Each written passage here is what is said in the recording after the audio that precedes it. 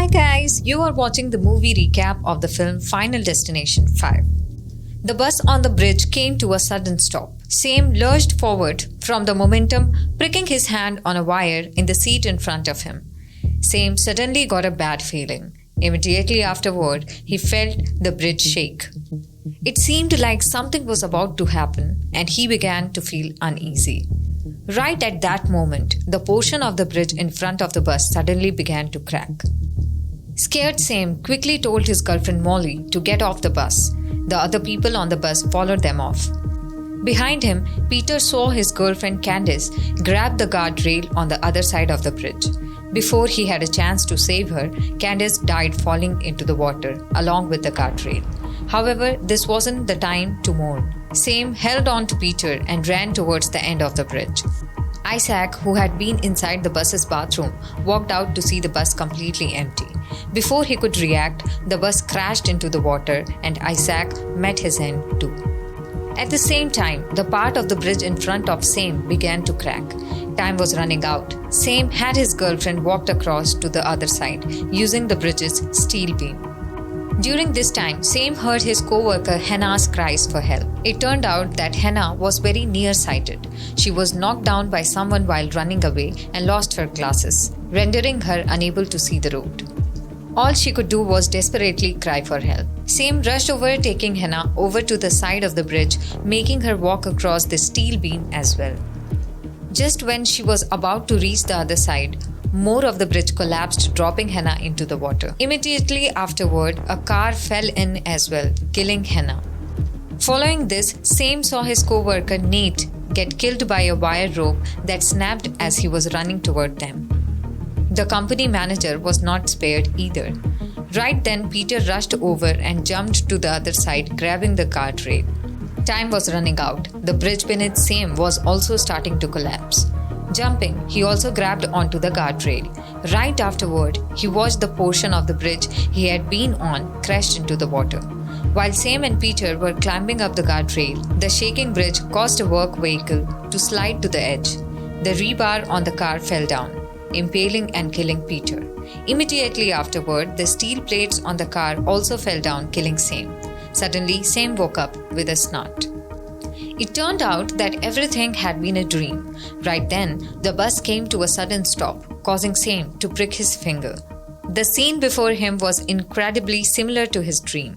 This frightens him, and he shouted that the bridge was going to collapse, telling everyone they needed to immediately get off the bus.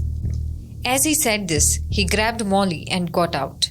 The manager was afraid of being held responsible if the employees got into an accident, so he made Peter go bring them back. Candace also went after them, watching the scene outside the bus. Sam became more convinced that he was right. He sped up towards the end of the bridge. Behind him, Nate, Hannah, the manager, and Isaac had all gotten off the bus to figure out what was going on. Suddenly, the bridge began to crack, scaring everyone into running toward the end of the bridge. After Sam and the others had escaped the bridge, they saw the entire structure fall into the water. Peter asked him how he knew the bridge would collapse, but even Sam didn't know. Afterward, Sam was taken to a police station by a detective. All he could do was tell the detective about his dream. The detective didn't believe him at all, but neither did he have evidence that Sam had caused the collapse. According to the investigation, the bridge collapse was a result of high winds and improper work by the construction crew. In other words, it was an accident. Soon it was time for them to attend their co-workers' memorial service. Candace and the others were also asking how Sam knew the bridge would collapse. However, having already told them everything he knew, Sam had nothing left to say. There was no point in continuing to ask. Peter also expressed that everyone should be happy because at least they were alive. While Sam and the others were leaving the memorial, a mysterious man suddenly stopped him. He said they should better be careful in the future because death doesn't like to be deceived. After saying this, he slowly walked away.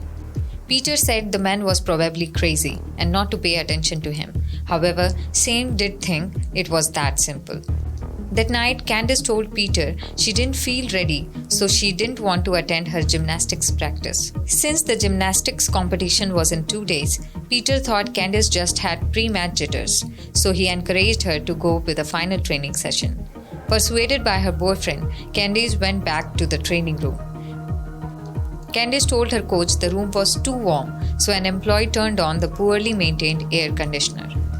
While he was plugging in an electric fan, he failed to notice the cord was damaged. Candace had only just put chalk powder on her hands when suddenly she felt an ill wind blow past, stunning her. Urged by her coach, Candace began to practice on the beam. Right then, a screw fell out of the air conditioner and onto the beam. Candace didn't notice it. She was lucky and finished her beam practice without stepping on the screw. However, by now, water from the air conditioner had already fallen, creating a puddle around the damaged electrical cord. Right as Candace was walking past, another gymnast handed her a towel after wiping off her sweat. Candace tossed the towel into the ground. The towel landed on the puddle, letting her escape, dying from an electric shock. While Candace was practicing on the bar, the next person to practice on the beam stepped on the screw, causing her to fall and knock over the chalk ball. The chalk powder was blown into Candace's eyes by the electric fan. Blinded by the chalk and the pain, Candace missed the bar after flipping in the air and fell to her death. Peter felt incredibly guilty over Candace's accidental death. After hearing the news, Sam rushed over where he saw the mysterious man again. However, after he blinked, the man was gone. After work the next day, Peter went to Sam with a bottle of wine, wanting to get drunk and forget everything. While they did that, Isaac was rustling through his dead co-worker's desk looking for things to steal. He eventually found a gift certificate for a massage, making him very happy. He went to the address on the gift certificate. Unexpectedly, the masseuse was a middle-aged woman. Isaac wasn't happy with this at first sight, but the woman's massage skills were actually very good, so Isaac let the matter drop. After the massage, the woman gave Isaac acupuncture, telling him not to move for half an hour. Then the woman left. Not long after, ash from an incense stick fell and lit the towel below it on fire. Isaac anxiously called out, but no one responded, so he struggled to escape. As a result, he fell beneath the bed and knocked over a carton of rubbing alcohol. Right then, someone called him on his phone. The vibrating phone knocked over a candle, which quickly ignited a huge fire, resulting in Isaac's death. Peter told Sam about Isaac's accidental death, so a bunch of people rushed over to the massage parlor. There, Sam once again saw the mysterious man. Sam walked over to ask him what exactly was going on. The mysterious man finally told him the truth. It turned out that Sam and the others were originally supposed to die in the previous disaster. They only avoided dying by chance. However, death wasn't going to let them off the hook. It was going to kill them off one by one. The only way to avoid their fate was to kill someone else and have them take your place. This way, you can live by using the remainder of their lifespan as your own. After the mysterious man left, Peter became frightened. They were the only people left, so he could die at any moment. Sam said Molly probably wouldn't die because in his dream, he helped Molly escape the disaster. Sam's words made Peter very angry. He felt Sam only cared about saving Molly and didn't care about anyone else, so they should all just wait to die. After saying this, Peter left. Sam and the others quickly went in search of Hannah. At this time, Hannah was at the hospital getting ready for a surgery. Unexpectedly, not long after the surgery began, the doctor realized his files were incomplete and had to go get his materials. While the doctor was gone, an accident occurred. Water from a cup splashed onto an electrical socket, causing the laser machine to malfunction. The super laser caused Hannah unbearable pain. During her struggle, she accidentally broke and fell through the window, falling to her death. By the time Sam and the others got to the hospital, Molly was terrified. That night, Molly had fallen asleep, but Sam was unable to do the same. He couldn't stop thinking about the disaster in his dream. Suddenly, he realized that these people's deaths were in a certain order. If his guess was correct, Nate would be the next to die. At the same time, after hearing what the mysterious man said, Nate was planning to save himself. He started the crane before calling up a co-worker who was always getting in his way. While the two were arguing, the crane's hook fell down, striking the co-worker. Just like that, the co-worker died in Nate's place. After receiving the news, Peter, Sam, and Molly all rushed over. Although they hated what Nate did, they also understood why he did it. After all, none of them wanted to die. This was when Sam told them about the order of death. Now that Nate had escaped, the next one should be the manager. As they were speaking, the manager walked over and was killed by a flying wrench. That night at work, Sam was extremely careful because he was afraid of an accident happening. After work, Sam called Molly over. He wanted to have a candlelit dinner with his girlfriend. It was then that Peter also appeared. He sat at the table, drinking the entire time. He told Sam it was his turn next. He was very scared and wanted to find someone to take his place too. But after wandering around for half a day, he just couldn't kill a stranger. Unconsciously, Peter began to resent Sam. They were only in the predicament because Sam only cared about saving Molly and not the rest of them. Suddenly, Peter took out a gun and pointed it at Molly. In the nick of the time, Sam flipped the table and escaped Peter's attack. Sam made Molly hide while he went to lead Peter away. Peter didn't kill Sam because it would be meaningless, so he only knocked Sam out. Right when he found Molly, he saw the detective standing in front of her.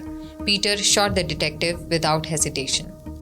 Molly said he had already found someone to take his place so he could continue to live, so there was no need to kill anyone else. But Peter was unwilling to spend the rest of his life in prison. He wanted to kill Molly to get rid of all witnesses.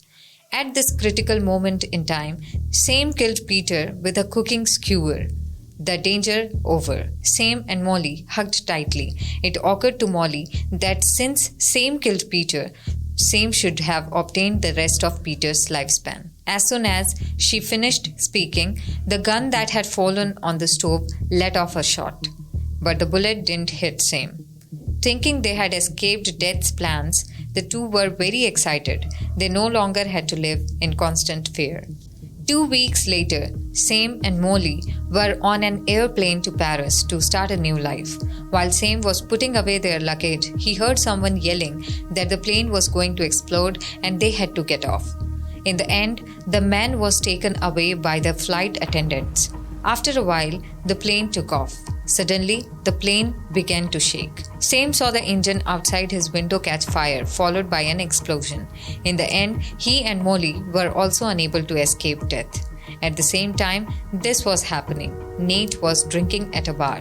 He heard from a friend that the co-worker he killed actually had a terminal illness and could have died at any time. While Nate was dumbfounded, the exploded plane crashed into the bar, killing Nate. Okay, that's the end of the story. I hope you like it.